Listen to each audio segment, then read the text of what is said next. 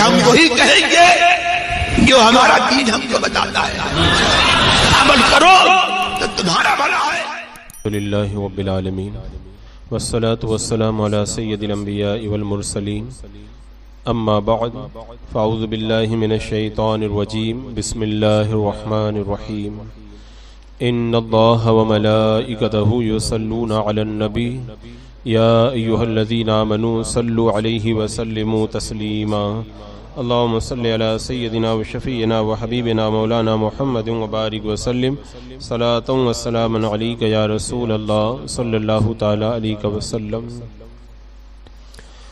یہ ماہ ذی الحجہ کا پہلا عشرہ ہے اور اس مہینے کی جو شروع کی راتیں اور دن ہیں یہ بڑے بابرکت ہیں۔ اللہ تبارک و تعالیٰ نے قرآن مقدس میں ارشاد فرمایا والفجر واللیال عشر، فجر کی قسم اور 10 راتوں کی قسم۔ ان 10 راتوں سے مراد کیا ہے؟ حضرت عبداللہ ابن عباس رضی اللہ تعالیٰ عنہ فرماتے ہیں کہ قرآن پاک میں اللہ تبارک و تعالیٰ نے جن 10 راتوں کی قسم یاد فرمائی، ان 10 راتوں سے مراد ذی الحجہ کی پہلے عشرے کی 10 راتیں مراد ہیں، کیونکہ ان دنوں کے اندر حج کے اعمال کو انجام دیا جاتا ہے۔ تو یہ بڑی بابرکت راتوں سے ہم اور آپ گزر رہے ہیں۔ صاحب قوت القلوب نے فرمایا کہ سال بھر میں 15 راتیں ایسی ہیں جن میں جاگ کر کے عبادت کرنا یہ مستحب ہے۔ ان میں سے 5 راتیں رمضان المبارک میں ہیں، یعنی رمضان المبارک کے آخری عشرے کی طاق راتیں، اور چھٹی رات رمضان المبارک کی 17ویں رات یعنی بدر، جس کی صبح کے اندر جو ہے وہ حق اور باطل کے درمیان جو جنگ ہوئی تھی جسے جنگ بدر کے نام سے یاد کرتے ہیں۔ اس کے بعد میں باقی 9 راتیں محرم الحرام کی پہلی رات، پھر عاشورہ کی رات، پھر رجب کی پہلی رات اور رجب المرجب کی 15ویں شب اور 27ویں رات کہ اس میں اللہ کے رسول علیہ السلام کو معراج ہوئی تھی، اور پھر عرفہ کی رات اور عیدین کی راتیں یعنی عید الفطر اور عید الاضحیٰ کی راتیں، اور شعبان المعظم کی 15ویں شب۔ یہ 15 راتیں سال بھر میں ایسی ہیں جن راتوں میں جاگ کر کے عبادت کرنا یہ مستحب ہے۔ اب اس کے بعد میں سال بھر میں 19 دن ایسے ہیں جن دنوں میں وظائف پڑھنا، عبادت کرنا، نیک کام کرنا یہ زیادہ فضیلت رکھتا ہے۔ ان میں سے پہلا دن ہے عاشورہ کا دن، دوسرا عرفہ کا دن، تیسرا 27 رجب کا دن، اور چوتھا رمضان المبارک کی 17 تاریخ کا دن جنگ بدر کا دن، اور 5واں دن ہے شعبان المعظم کا 15واں دن، پھر چھٹا جمعہ کا دن، اور 7واں عید کا دن۔ پھر اس کے بعد میں 8 سے لے کر کے 17 تک یہ ذی الحجہ کی پہلے 10 دن ہیں، یعنی ذی الحجہ کا چاند نظر آنے سے لے کر کے یہ قربانی تک جو 10 دن ہیں، یہ 10 دن بھی انہی دنوں میں سے ہیں جن دنوں کے اندر عبادت کرنا زیادہ فضیلت رکھتا ہے، اور ان دنوں کی جو ہے وہ بڑی فضیلت بیان کی گئی ہے۔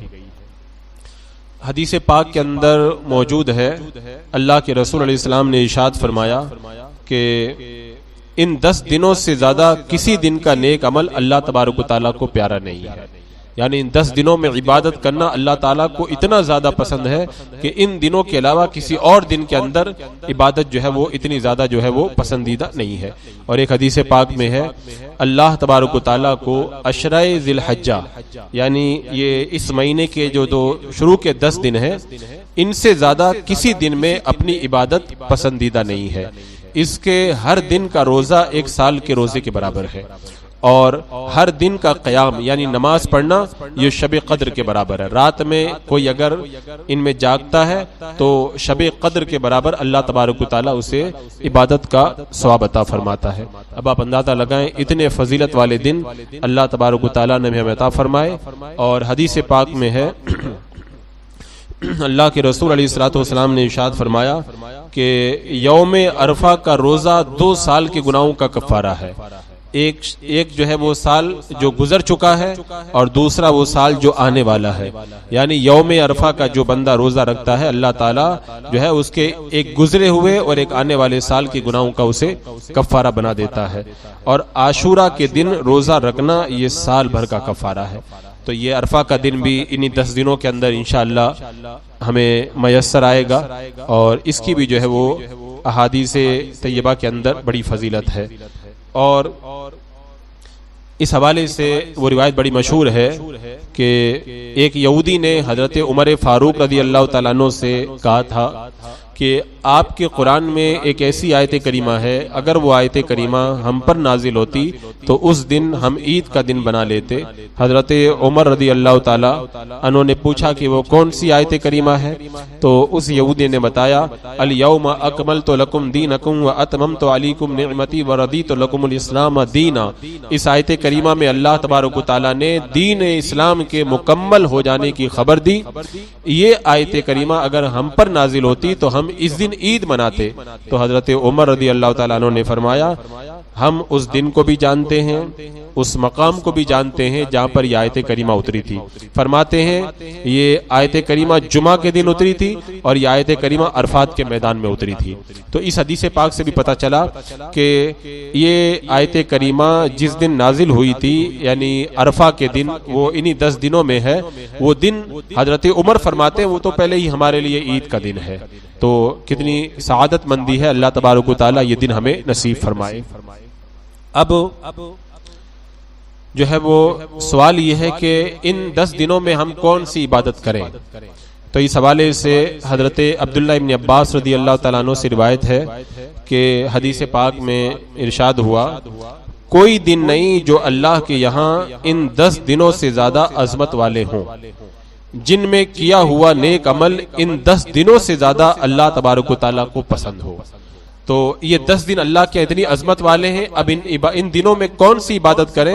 تو فرماتے ہیں ان دنوں میں اللہ کی تسبیح کرو، اللہ کی تکبیر بیان کرو اور تہلیل بکثرت پڑھو. یعنی تسبیح، تکبیر اور تہلیل یہ تینوں کثرت کے ساتھ پڑھو. اور ایک روایت کے اندر ہے تحمید. تو 4 چیزیں ہو گئی. ان 10 دنوں میں 4 چیزیں ہمیں کرنے کا حکم دیا گیا. پہلا ہے تسبیح. تسبیح کا معنی ہے سبحان اللہ پڑھنا. تکبیر کا مطلب ہے اللہ اکبر پڑھنا. تہلیل کا معنی ہے لا الہ الا اللہ پڑھنا. اور تحمید کا معنی الحمدللہ پڑھنا. تو گویا کہ جو بندہ ان 10 دنوں کو پالے اسے چاہیے کہ حضرت عبداللہ بن عباس نے فرمایا اسے چاہیے کہ 4 چیزیں کثرت سے پڑھے، سبحان اللہ، الحمدللہ، اللہ اکبر اور لا الہ الا اللہ. اب یہ 4 جو اعمال ہیں ان کی فضیلت کتنی زیادہ ہے. ایک حدیث پاک میں ہے اللہ کے رسول علیہ الصلوۃ والسلام نے ارشاد فرمایا کہ اللہ تبارک و تعالیٰ کو 4 کلمات سب سے زیادہ پسندیدہ ہیں. اللہ تبارک و تعالیٰ کو 4 کلمات سب سے زیادہ پسندیدہ ہیں اور فرمایا وہ 4 کلمات یہ ہیں سبحان اللہ والحمدللہ ولا الہ الا اللہ واللہ اکبر. آپ دیکھیں میرے آقا علیہ السلام نے 4 کلمات کو پسند کیا اور حضرت عبداللہ ابن عباس نے فرمایا کہ یہ 4 کلمات ان 10 دنوں میں زیادہ پڑھا کرو. اور یہی وہ 4 کلمات ہیں جو آپ نے بیان فرمائے. یعنی اس میں سبحان اللہ بھی ہے، الحمدللہ بھی ہے، اللہ اکبر بھی ہے اور لا الہ الا اللہ بھی ہے. تو حضرت عبداللہ ابن عباس نے فرمایا کہ ان 10 دنوں میں تسبیح، تکبیر، تہلیل اور تحمید کثرت سے پڑھو. لہذا ہم کو چاہیے کہ اللہ تبارک و تعالیٰ یہ 10 دن ہمیں عطا فرمائے تو ان 10 دنوں کے اندر ہم کثرت سے یہ تسبیح پڑھیں سبحان اللہ والحمدللہ ولا الہ الا اللہ واللہ اکبر، تاکہ ہم بہترین عمل بھی کر لیں اور ان 10 دنوں میں جو ہمیں تسبیح پڑھنا چاہیے، جو 4 کلمات کہنا چاہیے، وہ 4 کلمات بھی جو ہے وہ ہم ادا کر لیں. اللہ تبارک و تعالیٰ اگر اس کی سعادت دے تو ان کو پڑھنا چاہیے. اور صاحب قوت القلوب فرماتے ہیں شیخ ابو طالب مکی رحمۃ اللہ تعالی علیہ کہ علماء کرام نے بیان فرمایا جس نے دنیا میں رہ کر ان 5 دنوں میں اپنی من پسند چیزیں حاصل کی، وہ آخرت میں جو ہے وہ اپنی من پسند اشیاء سے جو ہے وہ محروم رہے گا۔ اس کے بعد میں آگے فرماتے ہیں کہ ان ایام میں اللہ تبارک و تعالیٰ کے فضل اور زیادتی کی امید کرنا چاہیے، تو جب تو ان ایام میں اپنی خواہشات اور دنیا کے کاموں میں مشغول ہوگا تو پھر فضیلت کی امید کیسے رکھے گا؟ یعنی آپ کے فرمانے کا مطلب یہ ہے کہ یہ وہ دن ہے خواہشات میں اور جو ہے وہ نفسانی چیزوں میں گزارنے کے دن نہیں ہے۔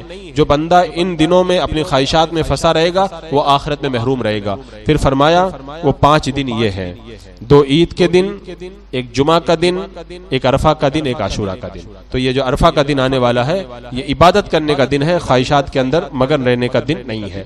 اور فضیلت والے مہینوں میں سے جن کی حرمت بیان کی گئی وہ فرمایا کہ وہ 4 ہیں، ذوالقعدہ، ذوالحجہ، محرم الحرام اور رجب۔